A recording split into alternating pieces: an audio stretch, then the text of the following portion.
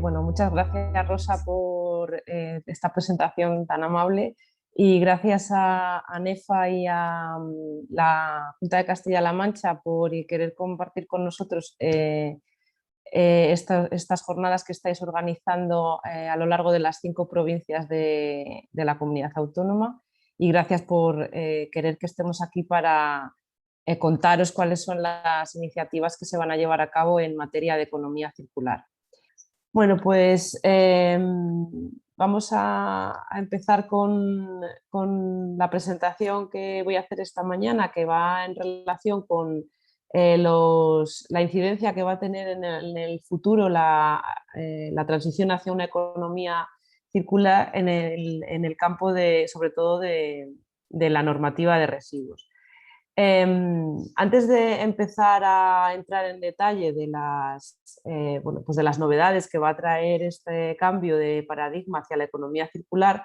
me gustaría detenerme en la importancia y las implicaciones que tiene esta economía circular. Estamos muy acostumbrados a oír hablar de cerrar el círculo y de volver a reintroducir las materias primas secundarias en los procesos de fabricación, pero la economía circular es mucho más que eso. La economía circular es un cambio en todo nuestro modelo de producción, de consumo y de gestión de residuos. Se debe iniciar desde las etapas tempranas de esa producción, es decir, el diseño de aquello que vayamos a fabricar, para poder luego facilitar el cierre de ese círculo, es decir, productos que tengan un mejor diseño, que estén pensados para que sean, en primer lugar, que tengan ciclos de vida más largos, y en segundo lugar, que sean fácilmente reparables. Esto va a aumentar el tiempo de funcionamiento y el tiempo en el que estemos usando las materias primas que contienen esos productos, y en segundo lugar va a facilitar también el que sean fácilmente reciclables y por tanto esas materias primas puedan ser recuperadas para fabricar de nuevo productos que podamos utilizar. En contraprestación, este modelo económico desbanca a la tradicional economía lineal, que es la economía basada en el uso intensivo de las materias primas para fabricar de manera compulsiva, consumir de manera compulsiva, y una vez utilizados los productos son desechados y gran parte de esas materias primas se pierden. Los motivos por los cuales nuestro continente se ha lanzado a este cambio no son solo medioambientales, que también, puesto que esa economía lineal nos implica una pérdida de biodiversidad y un aumento de gases de efecto invernadero, pero también supone impactos económicos. Se ha visto que en las últimas décadas la irrupción o la explosión de ciertos países en el consumo basado en esa economía lineal ha hecho que el precio de las materias primas se haya disparado, y por tanto las grandes economías, para compensar el sobrecoste en materia prima, pues necesitan ser competitivos a base de reducir el impacto que tiene la remuneración salarial a los trabajadores. Por lo tanto, esta economía lineal nos aboca a un mundo con costes de las materias primas más caros y, sin embargo, a una población pues, más empobrecida debido a la pérdida de poder adquisitivo.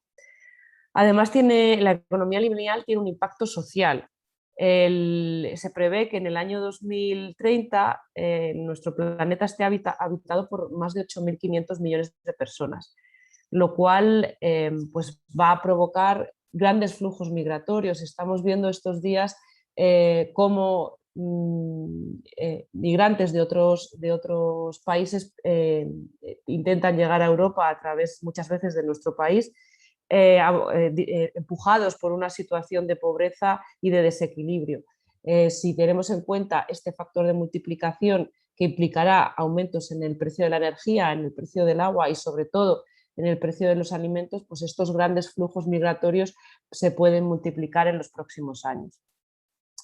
Para compensar estos impactos, pues la Unión Europea ya hace algunos años hizo una apuesta clara por la economía circular. En concreto, en el año 2015, la Unión Europea publicó el primer plan de acción de economía circular. Este primer plan de acción incluía un paquete legislativo en el que se modificaban ciertas directivas de residuos, como la Directiva Marco de Residuos, y además se incluían una serie de 54 medidas distribuidas en diferentes sectores prioritarios. Uno de los sectores prioritarios era el sector de la construcción, por el gran potencial de circularización que tiene. Este sector es un sector que tiene una gran demanda de materias primas en su actividad y también un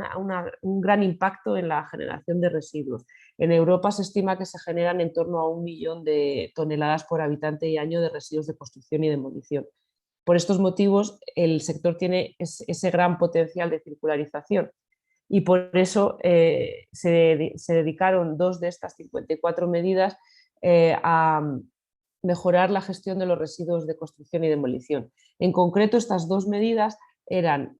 por un lado, la publicación de un protocolo de demolición que incluía una recopilación de buenas prácticas en el proceso de demolición dirigidas a mejorar la gestión de los residuos posteriores. El segundo documento era un documento dedicado a la auditoría previa que se debería realizar a los bienes inmuebles que se pretenden demoler y que está muy alineado con el planteamiento que tenemos en nuestro país a través del Real Decreto 105/2008, que recoge la obligación de que todas aquellas obras con proyecto incluyan en ese proyecto un estudio de gestión de residuos, en el que se han de evaluar de manera previa qué tipos de residuos nos vamos a encontrar y qué opciones de gestión existen para esos residuos. Además de este plan de acción, el Parlamento Europeo hizo una declaración de emergencia climática para llamar la atención sobre el estado de avance del proceso de cambio climático en nuestro planeta y en nuestro entorno en concreto. Tras estas 2 medidas, el año pasado, en 2020, se aprobó el Pacto Verde Europeo. Este Pacto Verde Europeo incluía el segundo plan de acción de economía circular, en el que el sector de la construcción también estaba identificado como uno de los sectores prioritarios para la circularización, y en este caso incluía 35 medidas concretas. Pero además, el Pacto Verde Europeo pretende de manera horizontal impulsar el uso la mejora en la eficiencia del uso de recursos a través de esta economía circular,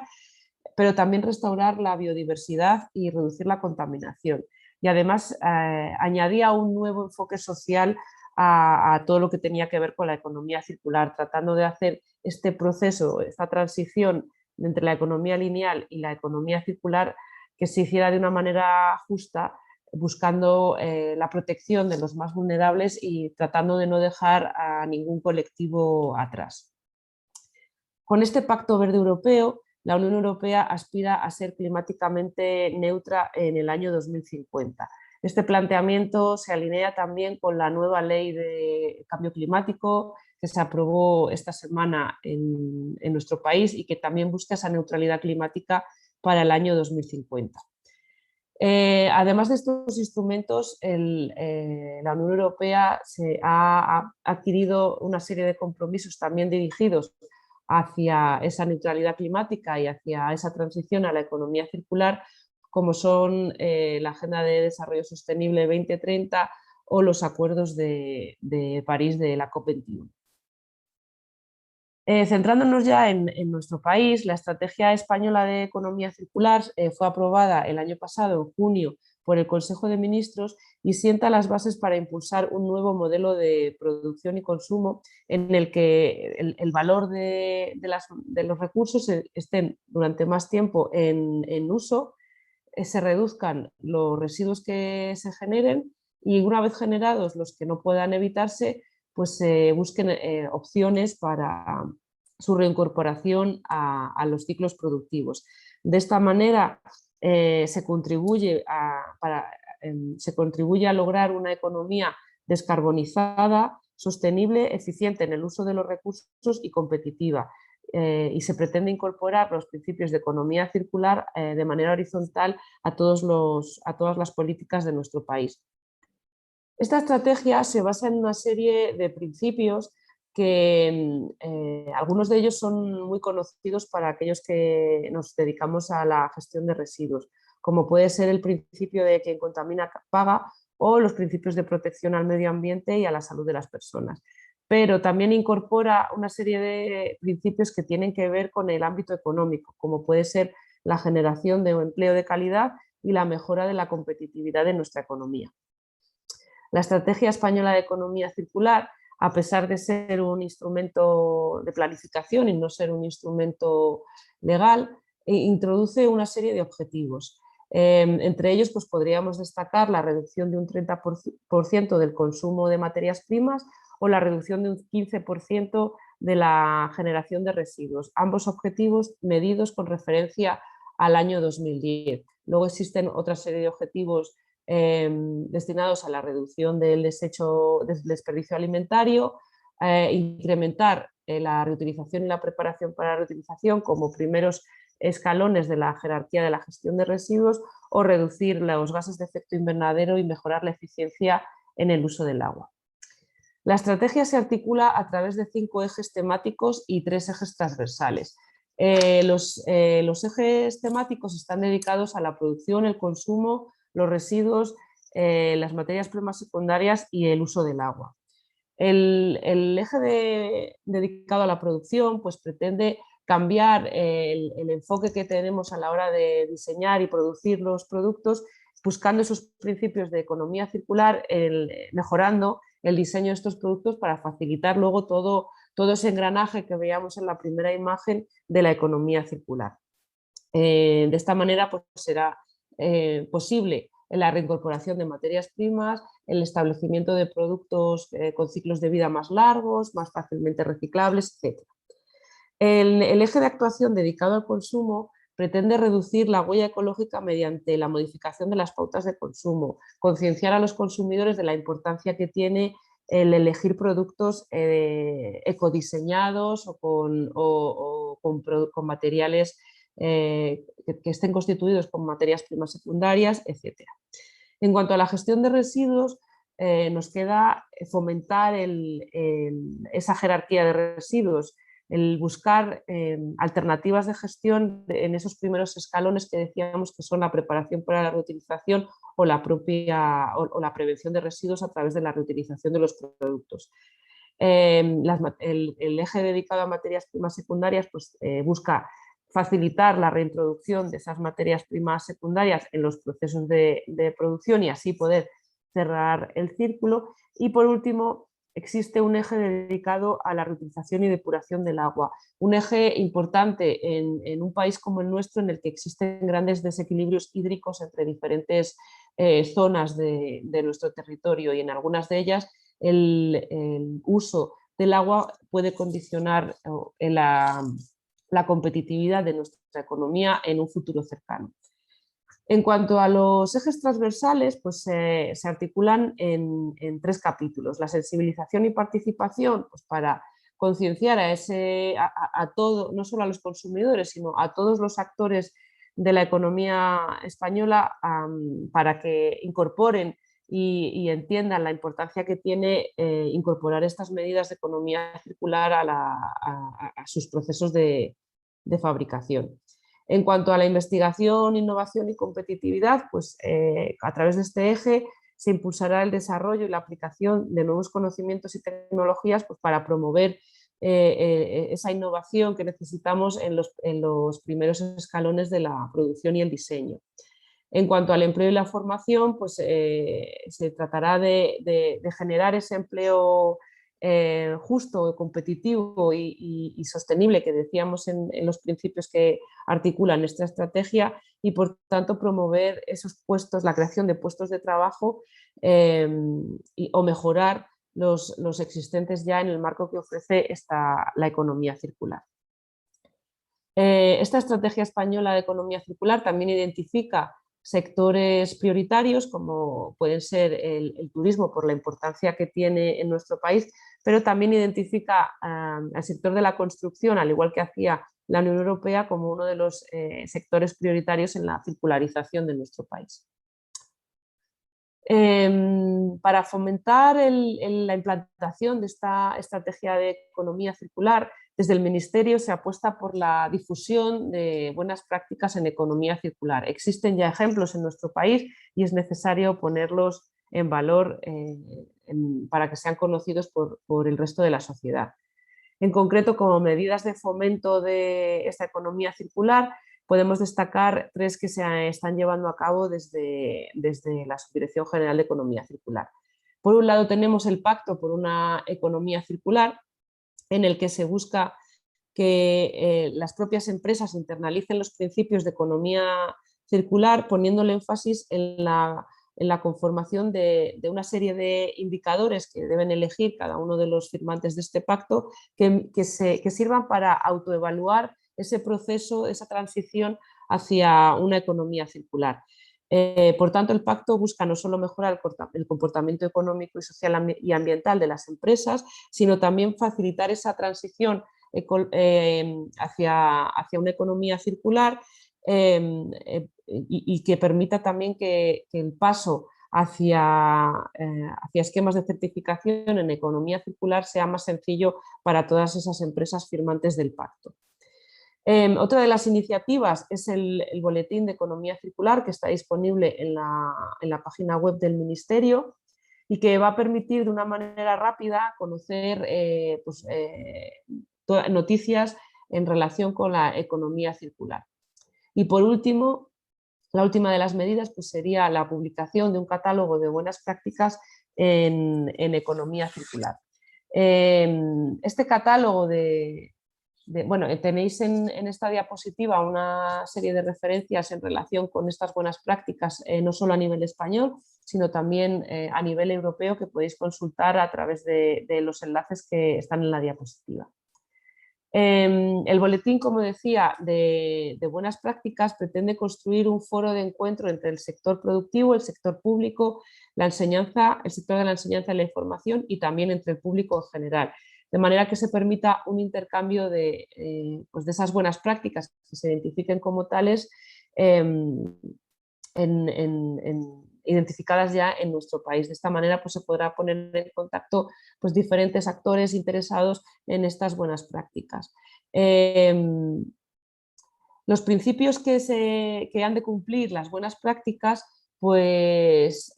son los que están en esta diapositiva. Por un lado, han de tener una percepción y análisis de la realidad de modo global, pero que que permitan luego actuar en un modo local, es decir, pensar de una manera global para poder actuar de manera local. También deben asumir la responsabilidad de los impactos que resultan de las decisiones que tome cada una de las empresas. Es decir, una empresa determinada ante un determinado modelo de negocio o un determinado posicionamiento en cuanto a la gestión de los residuos va a tener una contribución determinada de manera directa o indirecta en ese tránsito hacia la economía circular. También es necesario repensar esa manera de producir o de distribuir que tenemos actualmente, establecer nuevos modelos de negocio más circulares, pues basados, por ejemplo, en el pago por servicio en vez de en la compra habitual a la que estamos acostumbrados, pueden contribuir de una manera muy significativa a circularizar toda nuestra cadena de valor. También han de ser iniciativas que fomenten la investigación, el desarrollo y la innovación en materias de economía circular.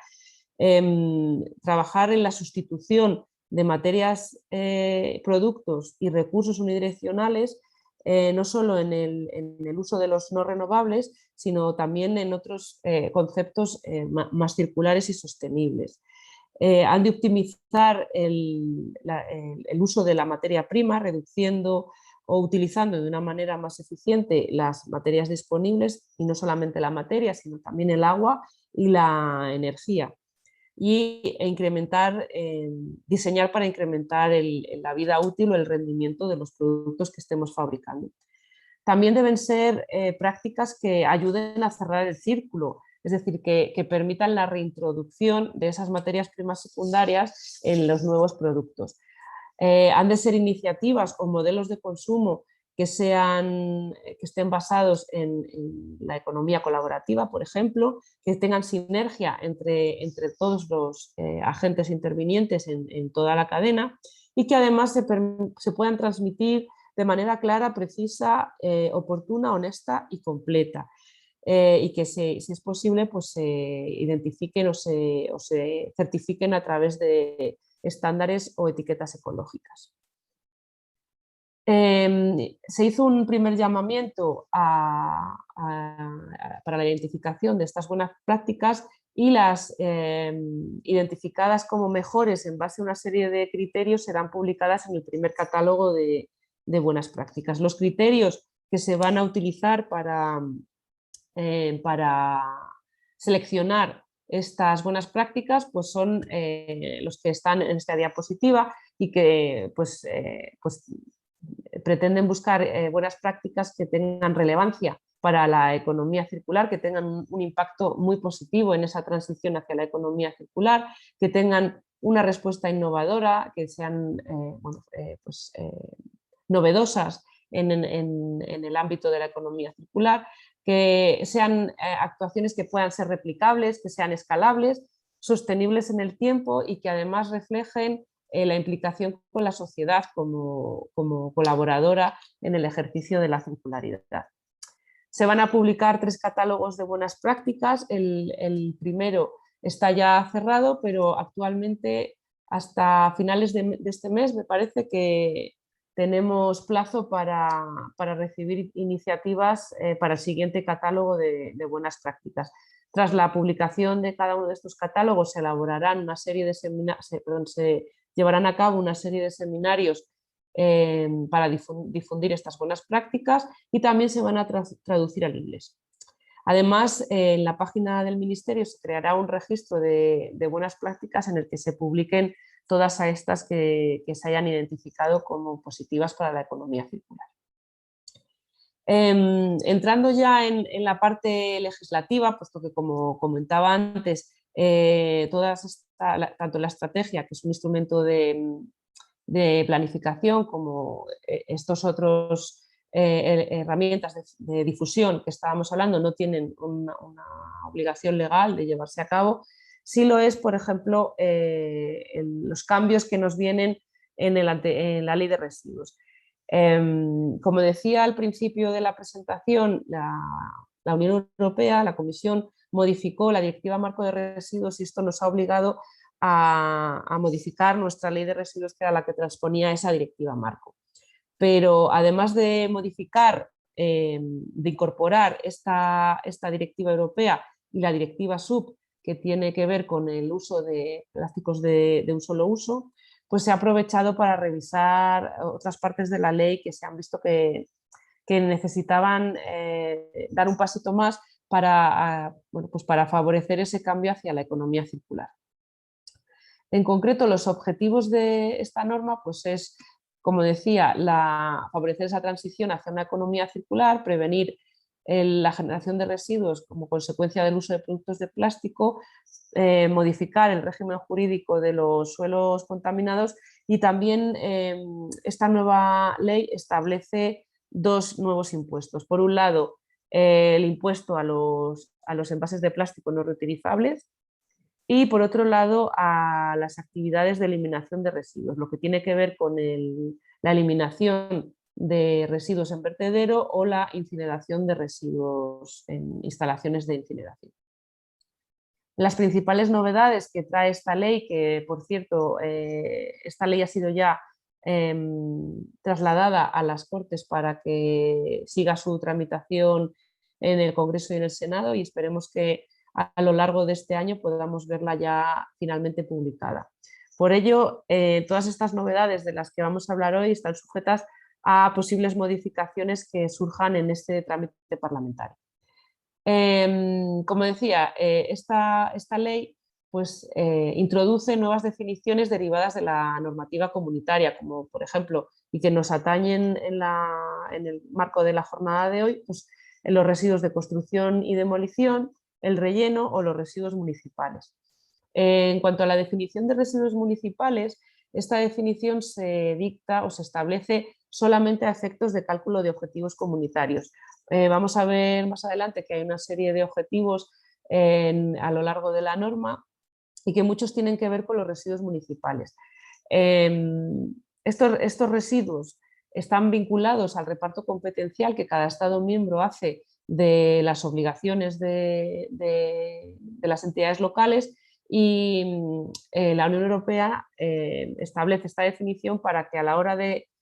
poder comparar objetivos o poder evaluar el grado de consecución de esos objetivos de cada Estado miembro, pues digamos que todos jugamos con las mismas cartas en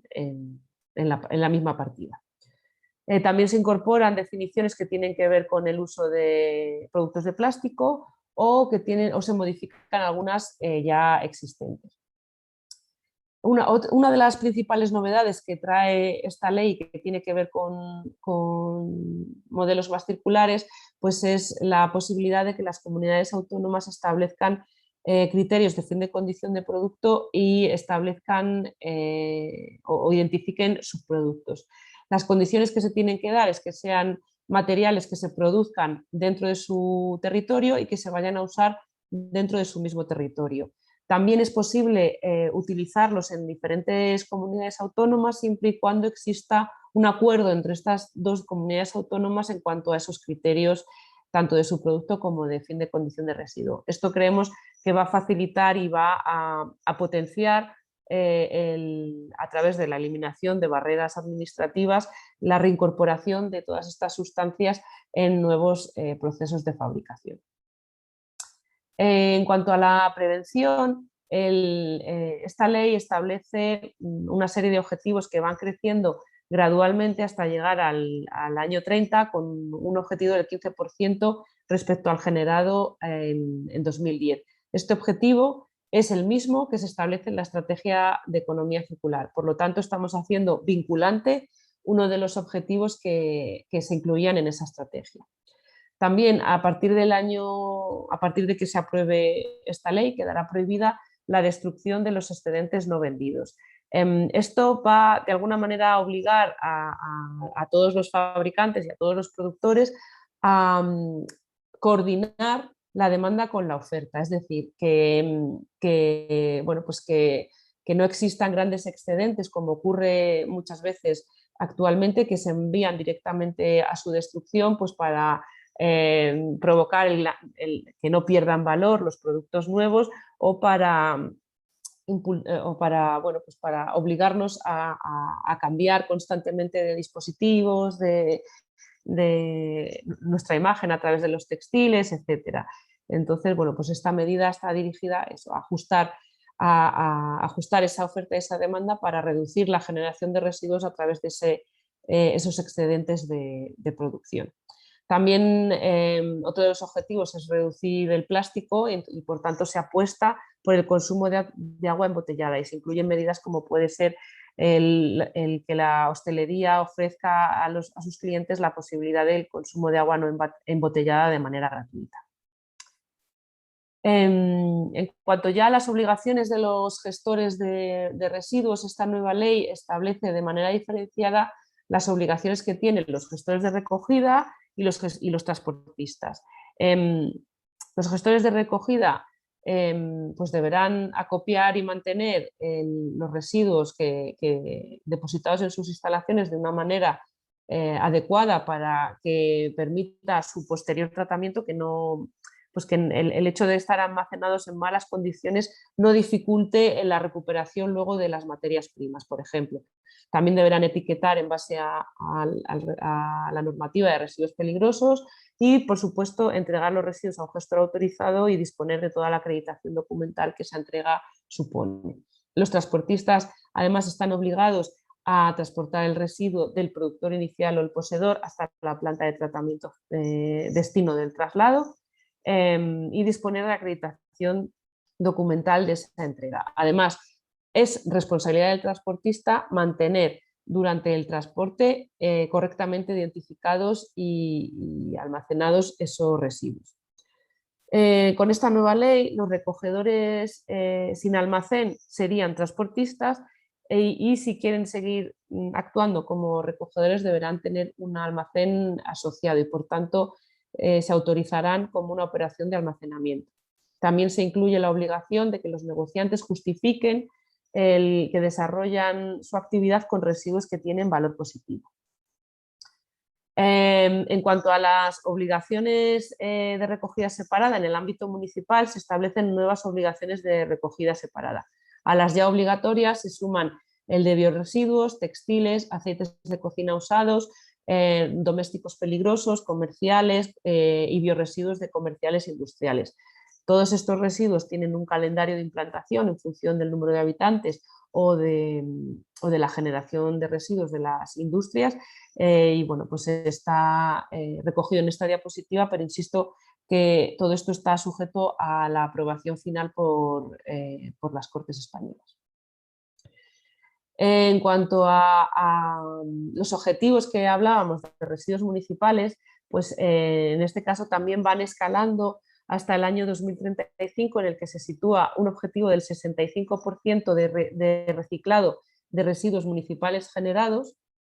de los cuales al menos un 15% se debe gestionar a través de la preparación para la reutilización. En cuanto a los residuos de construcción y demolición, el objetivo no varía y se mantiene en el que estaba fijado para el año 2020, que es el de valorización del 70% de los residuos no peligrosos generados. Como novedades en cuanto a residuos de construcción y demolición,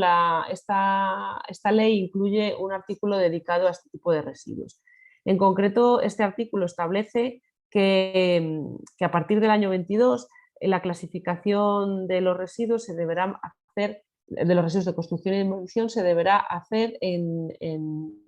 las siguientes fracciones: minerales por un lado, metales, vidrio, plástico y yeso. Es muy importante esta nueva obligación de separación del yeso, puesto que el yeso tradicionalmente se habla de él como el cáncer del RCD y se ha visto que es un material que mezclado con hormigones o con cerámicos resta muchas prestaciones a los áridos reciclados y por tanto es muy importante el que se separe, que se obligue a hacer esta separación para mejorar esa calidad del árido reciclado. El artículo de la ley establece que se debe realizar esta clasificación preferentemente en el lugar de generación, puesto que en términos globales el coste de esta separación es menor si se hace en el lugar de generación que si se hace en instalaciones de gestión de residuos, puesto que necesitarán una inversión importante en maquinaria o en elementos dirigidos a la separación del yeso que se podría ahorrar si esa separación se hace a través de una demolición selectiva que, como también se establece en ese artículo, será obligatoria a partir del año 24. Esta demolición selectiva, como decía, nos va a permitir mejorar la calidad de los áridos reciclados y bueno, pues nos lleva a esa inevitable separación en origen de los residuos. Otra de las novedades que trae este artículo es la obligación para todas y cada una de las obras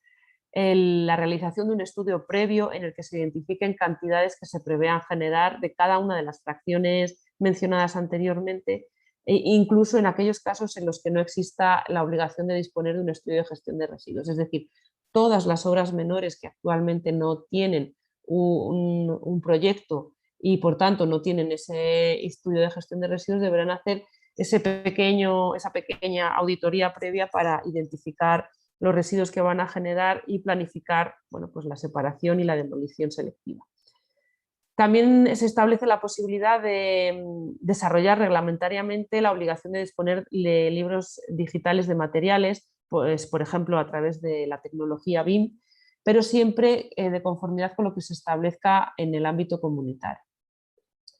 Y otra de las novedades que incluye esta ley en relación con los residuos de construcción y demolición es lo que tiene que ver con la retirada del amianto. El amianto, aunque es un producto que ya no se puede poner en el mercado, todavía está presente en obras y existen emplazamientos que tienen grandes cantidades de amianto pues almacenadas. La problemática derivada de este residuo se aborda a través de diferentes ámbitos competenciales de la administración en general. Por un lado, existe una regulación en materia de seguridad laboral y por tanto sanitaria y de salud pública, y por otro lado existen pues la obligación de que como residuo peligroso se gestione a través de gestores autorizados para el tratamiento del amianto. Al final esa doble vertiente que tiene el amianto pues hace que se queden ahí en medio las obligaciones o todo lo que tiene que ver con la gestión del amianto, y por ello esta ley quiere servir como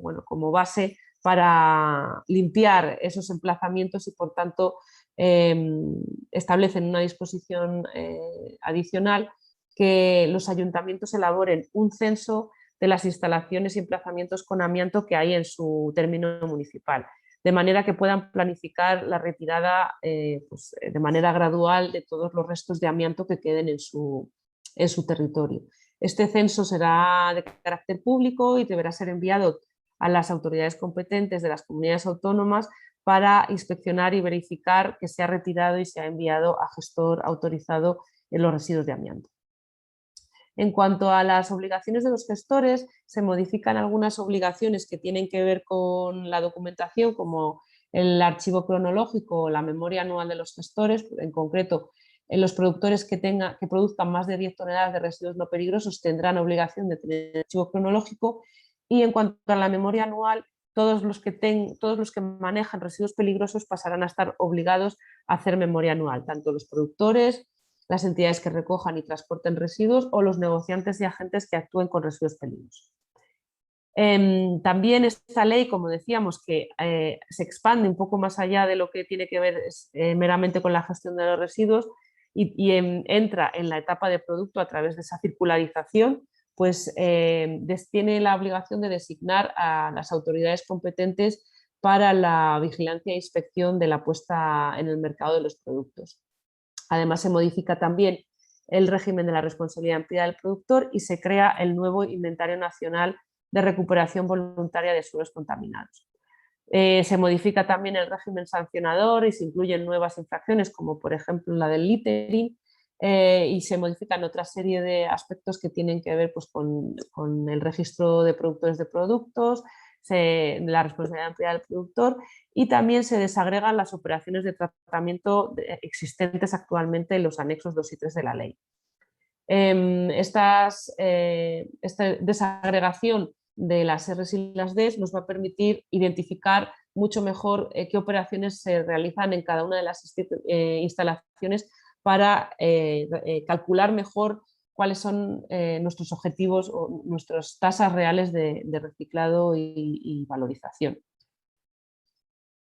Existen también sobre la mesa otras iniciativas que buscan promover la economía circular, como son las órdenes ministeriales que definen criterios de fin de condición de residuos. En el ámbito de la construcción, pues tenemos en marcha una sobre el polvo de caucho procedentes de neumáticos fuera de uso, otra dedicada a las mezclas bituminosas y otra que recoge los usos posibles de diferentes escorias, tanto de la fabricación de acero, aluminio o productos de cobre. Y por último, para cerrar esta presentación y enmarcar la situación actual de la que se hablará más adelante en esta jornada, pues sí, simplemente quería dejaros con una imagen sobre este marco actual, en el que la Ley 22/2011 da soporte de manera general a toda la normativa que se deriva de ella, como puede ser el Real Decreto 105/2008 o la Orden de Tierras APM 1007/2017. También existen otra serie de desarrollos reglamentarios de esta ley que inciden sobre los residuos de construcción y demolición de manera horizontal, como son los traslados o como puede ser el decreto de vertederos, y existen flujos específicos con normativa específica que también aparecen en las obras, como pueden ser los aparatos eléctricos y electrónicos o los aceites usados. Fuera del ámbito de la ley,